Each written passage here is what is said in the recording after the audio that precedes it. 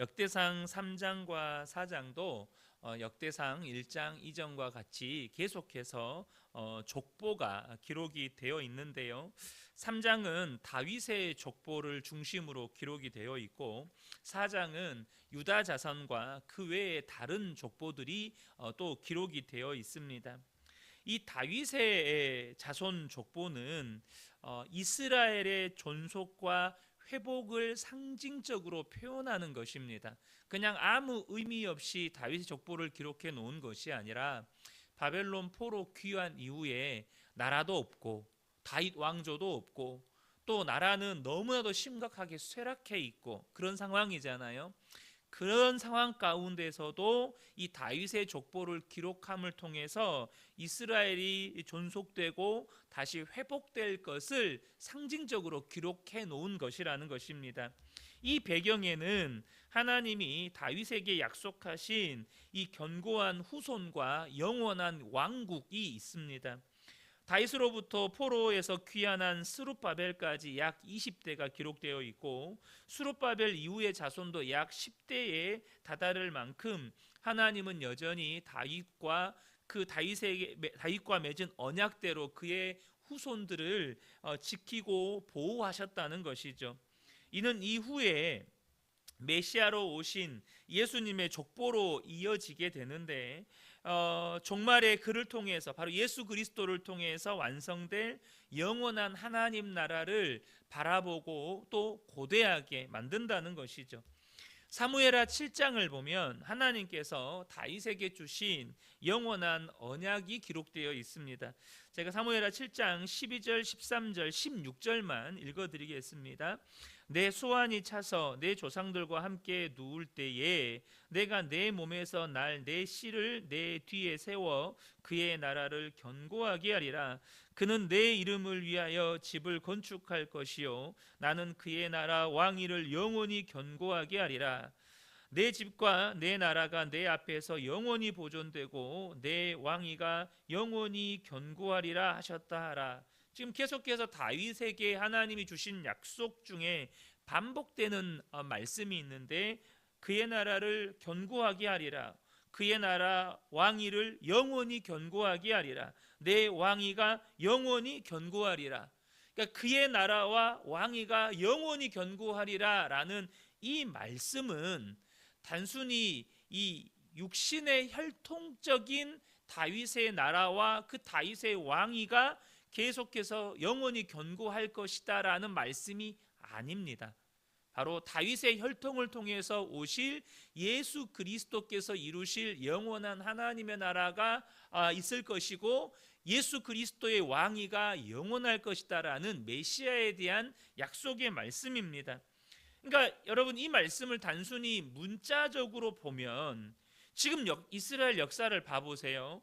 다윗의 왕조는 정치적으로도 군사적으로도 쇠락해 버렸고 또 결국 바벨론에 의해서 이스라엘 이 다윗의 왕조의 나라가 망해 버렸고 남은 자들은 다 포로로 끌려가는 비극을 맞이했습니다.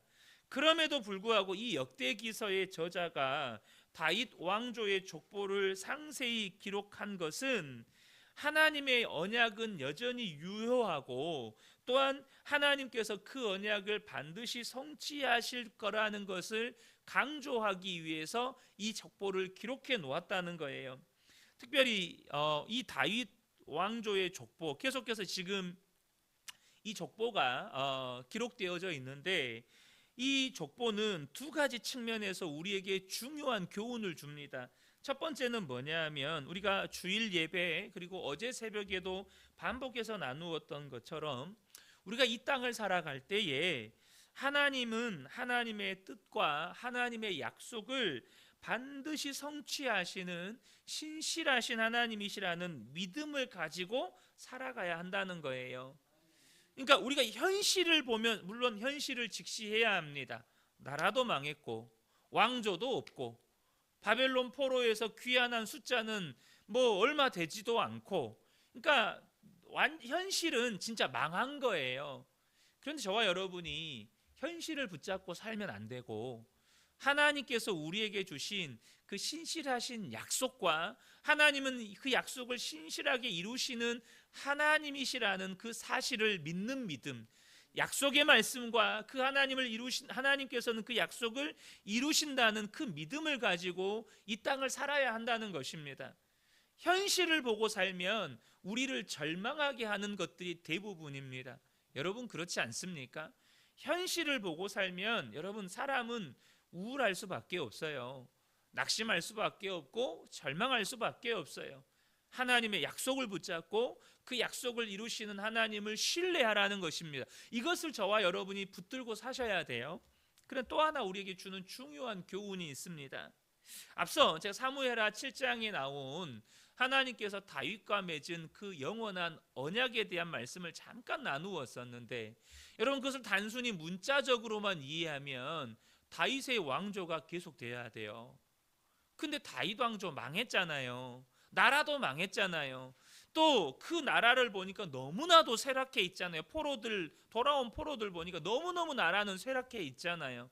그럼 이 문자적으로만 봐버리면 하나님의 말씀이 안 이루어진 거예요. 다시 말하면 저와 여러분이 그 하나님의 약속을 붙잡고 살아갈 때에 그 하나님의 말씀, 곧 하나님의 약속이 의미하는 하나님의 선하신 뜻과 계획을 분별하면서 사셔야 된다는 것입니다. 그러니까 우리가 하나님의 약속을 붙잡았어요. 그 약속의 말씀이 정말로 그 약속의 말씀이 의미하는 바가 무엇인지를 정확히 이해하고 그 약속의 말씀을 붙잡아야 된다는 거예요. 바벨론 포로 귀환 이후부터 예수님이 오실 때까지 약 400년의 시간이 있습니다. 분명히 우리가 제가 얼마 전에 새벽에 나누었던 것처럼 이스라엘 백성들이요, 포로 귀환 이후에 그들의 신앙이 회복됩니다. 특별히 하나님께서 이스라엘 백성들을 이 바벨론에 의해서 멸망당하게 하시기까지 징계하신 이유는 이스라엘 백성들 안에 깊이 뿌리 박힌 이 바알 숭배 신앙을 뽑기 위해서입니다. 그래서 바벨론 포로로 끌려간 이스라엘 백성들이 바알을 어떻게 섬겼냐면, 심지어 제가 금요기도회 때인가요, 수요예배 때인가요 나눴었던 것처럼 하나님의 성전, 예루살렘 성전과 똑같은 모양을 이 다른 곳에다가 이렇게 만들어 놓고 그곳에서 하나님과 바알을 이 동시에 섬겼다는 겁니다. 하나님과 아세라를 동시에 섬겼다는 거예요. 그만큼 성전에서 우상을 숭배할 만큼 하나님도 섬기고 바알도 섬기고 완전 난장판이었다는 거예요. 이것을 뿌리 뽑으려고 해도 안 뽑혀요. 그래서 하나님이 그 성전을 다 무너뜨려 버리셨어요. 그리고 바벨론 포로로 끌려갔어요. 근데 바벨론에서 하나님을 예배하려고 봤더니 그 전까지는 그들은 항상 성전에서 제사 드렸는데, 제사를 어떻게 드려요? 하나님께도 바치고 바알에게도 바치고 그렇게 섬겼다고요. 근데 바벨론에는 성전이 없어요. 제사를 못 드려요. 그러니까 이 남은 유다 민족이 뭘 했냐? 회당을 짓고 회당에 모여서 구전된 성경을 다 기록하기 시작했어요. 그리고 회당에서 말씀을 읽고 가르침으로 하나님을 예배하니, 말씀을 통해서 하나님을 만나니 그들의 신앙에서 바알 숭배가 빠지고 뽑히고 말씀을 통해서 하나님을 만나가는 신앙이 회복됐다고요.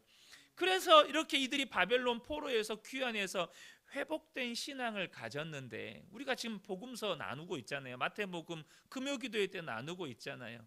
400년이 지난 그들의 신앙이 어떻게 변질됩니까? 바리새인들의 율법주의. 물론 바리새인들도 그들의 시작은요, 바벨론 포로 이후에 우리가 말씀대로만 하나님 믿어보자, 정말 말씀에 오직 순종만 하며 살자. 근데 말씀을 어떻게 지키는 것이 잘 지키는 거냐? 그래서 자기들 나름대로 규칙을 만들었어요. 그 외에 세부 조항을 만들었어요. 나중에는 그들이 정해놓은 율법에 대한 해석과 또 장로들의 전통이 말씀보다 더 권위에 있는 거예요. 그러니까 400년이 지나니까 어느새 그들의 신앙이 변질되어 있어요. 그러니까 이 사무엘하 7장 12절 사무엘 7장의 이 다윗의 언약을 어떻게 해석을 해요? 이 땅에 오실 메시아는 다윗의 후손으로 오실 것인데, 여기까지는 좀 그래도 성경에 근접했어요. 그런데 그 메시아는 바로 자신들을 이 로마의 식민 통치로부터 해방시켜줄 정치적 메시아다, 이렇게 이해를 하고 해석하면서 그 말씀을 붙잡고 사는 거예요. 사랑하는 성도 여러분, 우리가요 하나님의 말씀을 붙잡고 사셔야 합니다. 하나님의 약속의 말씀을 붙잡고 살아야 돼요. 하나님은 그 약속을 반드시 이루시는 하나님이시라는 사실을 우리가 믿고 사셔야 합니다. 그러나 하나님의 말씀이 정확히 무엇을 말씀하시는 것인지를 바르게 이해하고 분별해서 그 말씀을 붙들고 사셔야 한다는 것입니다. 이게 중요하다는 거예요. 말씀을 자의적으로, 이 지금 400년이 지난 예수님이 오신 그 당시에 유대 민족들처럼 다윗의 후손이 오셔서 우리를 이 로마의 식민 통치로부터 해방시켜 줄 거다, 그렇게 이해를 해버리니 예수님이 오셨을 때 그들이 어떻게 합니까? 자기들이 생각한 메시아가 아니잖아요. 자신들이 이해한 메시아가 아니잖아요. 그러니까 그들은 예수님을 십자가에 못 박아 죽인 겁니다. 여러분, 말씀을 바르게 이해하고 분별해서 그 말씀을 붙들고 사는 것이 중요하다는 것입니다. 저는 우리 그은혜교회 성도님들이 말씀을 붙잡고 사시되 내가 이해하는 말씀이 아니고요, 내가 자의적으로 해석하는 말씀이 아니라 정말로 하나님이 말씀하신 뜻 그대로, 하나님이 말씀하신 그대로 이해하고 분별하여서 말씀을 붙잡고 살아가는 저와 여러분 되시기를 축복합니다. 그런 의미에서 이 역대상 4장 9절과 10절에 이 야베스의 기도를 좀 우리가 살펴보기를 원해요.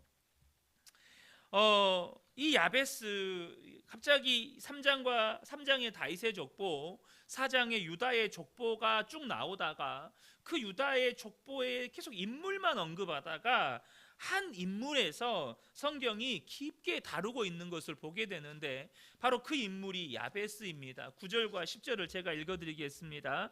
야베스는 그의 형제보다 귀중한 자라. 그의 어머니가 이름하여 이르되 야베스라 하였으니 이는 내가 수고로이 낳았다 함이었더라. 야베스가 이스라엘 하나님께 아뢰어 이르되 주께서 내게 복을 주시려거든 나의 지역을 넓히시고 주의 손으로 나를 도우사 나로 환난을 벗어나 내게 근심이 없게 하옵소서 하였더니 하나님이 그가 구하는 것을 허락하셨더라.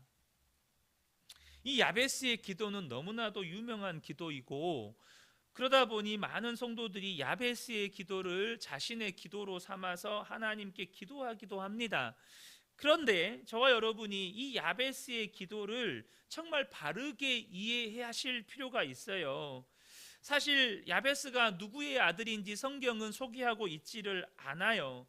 다만 유다 족보 가운데 기록되어 있기 때문에 유다의 후손들 가운데 한 사람일 것이라고 추측할 뿐입니다. 그런데 제가 앞서 말씀을 드릴 때 하나님은 약속을 이루시는 신실하신 하나님이시기 때문에 우리가 그 하나님의 약속과 하나님은 그 약속을 이루신다라는 이 믿음을 가지고 살아야 된다라고 말씀을 드렸죠. 그러나 중요한 것은 그 하나님의 말씀이 무엇을 의미하는지를 바르게 이해하고 분별함으로 그 말씀을 붙들어야 한다는 거예요. 근데 그 말씀대로 이 야베스의 기도를 접목하면 많은 분들이 이 야베스의 기도를 가지고 기도할 때 어떻게 기도하죠? 물질적 번영을 구하는 기도로 이해를 하고, 그 야베스가 이렇게 번영을 위해서 기도했으니 하나님께서 내 사업도 확장시켜 주시고 우리 자녀들도 잘 되게 해주시고 또 내가 하는 일이 잘 되게 해주시고, 그렇게 기도하면 하나님께서 그 기도에 응답해 주시겠지, 이런 취지로 기도를 하시는 분들이 의외로 많다는 것입니다. 여러분, 저와 여러분이 제가 이제 우리 주일 설교나 설교를 이렇게 유튜브 채널에 올리잖아요. 유튜브 채널에 올리면 그 설교를 들으시는 분들이 그렇게 많지는 않아요. 많지는 않은데 제가 한 가지 느끼는 게 있습니다. 뭐냐면 이 설교의 제목을 딱 볼 때 뭔가 사명에 대해서나 혹은 헌신이나 혹은 순종이나 믿음의 성장이나 이런 쪽으로, 그러니까 조금 설교 제목이 좀 부담된다라고 느껴지는 설교 있잖아요. 제목만 봤을 때, 왜냐하면 설교 제목이 딱 떠 있으니까 그러면 조회수가 떨어집니다. 그리고 설교 제목이 뭔가 듣는 사람들의 어떤 관심을 끌만한, 근데 그 관심 중에는 말 그대로 하나님 나를 축복해 주시고 뭔가 나에게 하나님께서 은혜를 주시고 내가 원하는 복을 주실 것 같은 그런 유사한 기도 제목 같이 보이잖아요. 그러면 조회수가 튑니다. 조회수가 올라가요. 저와 여러분이요, 이 믿음이 있으셨으면 좋겠습니다. 하나님의 말씀은 어떤 말씀이어도 나를 살린다. 하나님의 말씀은 어떤 말씀이어도 나를 구원한다. 오늘 본문의 야베스의 기도는요, 단순히 물질적 번영을 위한 기도가 아닙니다. 이 야베스의 기도는 하나님의 보호하심과 인도하심 속에서 하나님이 내게 주신 기업을 온전히 감당하기를 바라는 기도입니다.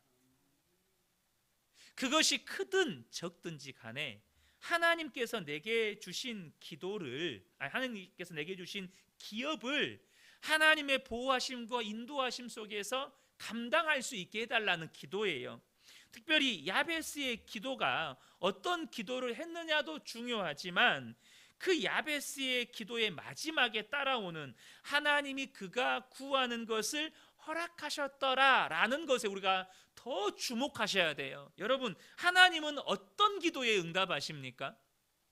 하나님 나 잘되게 해주세요, 복 주세요, 번영하게 해주세요 하는 손대는 일마다 막 잘되게 이렇게 기도하면 하나님은 무조건 응답해 주십니까? 그렇지 않습니다. 하나님이 응답하시는 기도는 하나님의 뜻에 합한 기도, 하나님의 마음에 합한 기도여야 하나님이 응답하시는 것입니다. 마태복음 6장 33절을 보면 너희는 먼저 그의 나라와 그의 의를 구하라. 그리하면 이 모든 것을 너희에게 더하시리라. 우리의 기도가 하나님의 뜻에 합하고 하나님의 마음에 합할 때 하나님은 그 기도에 응답하십니다. 너희가 내 말이 너희 안에 거하고 너희가 내 안에 거할 때 무엇이든지 원하는 대로 구하라. 그러면 내가 이루리라. 하나님의 말씀이 내 안에 거한다는 말이 무슨 뜻이죠? 내가 구하는 모든 것이 하나님의 뜻을 쫓아 구하는 기도라는 뜻입니다. 하나님의 말씀을 쫓아 구하는 기도라는 거예요. 그럴 때 하나님이 응답하신다는 것이죠.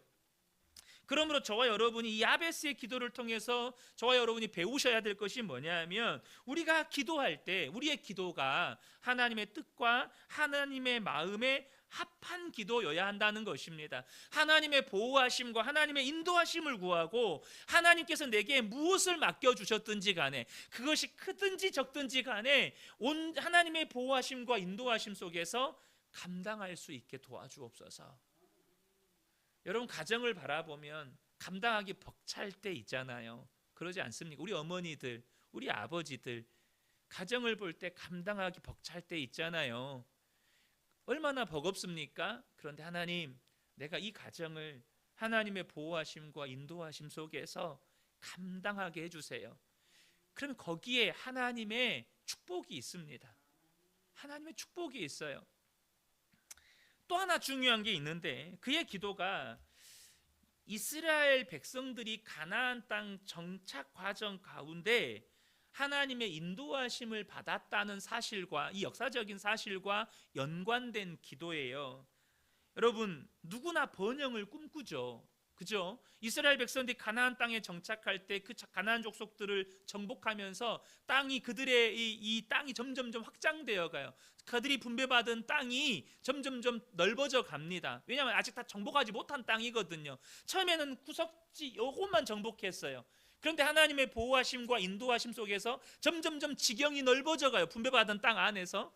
그런데 여러분, 저와 여러분이 기억하셔야 돼요. 어떤 성도님들이건 개인이건 또 교회건 가정의 번영을 꿈꾸고 교회의 부흥과 성장을 꿈꿉니다. 그런데 중요한 게 있어요. 다시 이 그것이 개인의 가정이건 신앙 공동체든 간에 여러분 하나님의 뜻을 따라 확장되고 부흥되어야 한다는 것입니다. 우리 안에 욕심이 있잖아요. 가정의 번영의 욕심이 있고, 목사들이요 여러분 교회의 성장과 부흥에 대한 욕심이 얼마나 많은지 모릅니다. 그러나 가정이 번영되든 교회가 성장하고 부흥하든 하나님의 뜻을 따라 부흥하고 성장해야 한다는 것입니다. 저는 우리 교회가 부흥했으면 좋겠습니다. 성장했으면 좋겠어요. 그런데 하나님의 뜻을 넘어서지 않기를 원합니다. 하나님의 뜻을 따라서 하나님의 때에 하나님의 방법으로 교회가 성장해야 하고 부흥해 갈 때 그 교회가 정말로 하나님의 뜻을 이루는 공동체가 되고 우리 성도님들의 가정이 또한 그렇다는 것입니다. 이 새벽에 함께 예배한 우리 모든 성도님들 가운데 이 은혜가 함께 하시길 예수님의 이름으로 축복합니다. 아멘.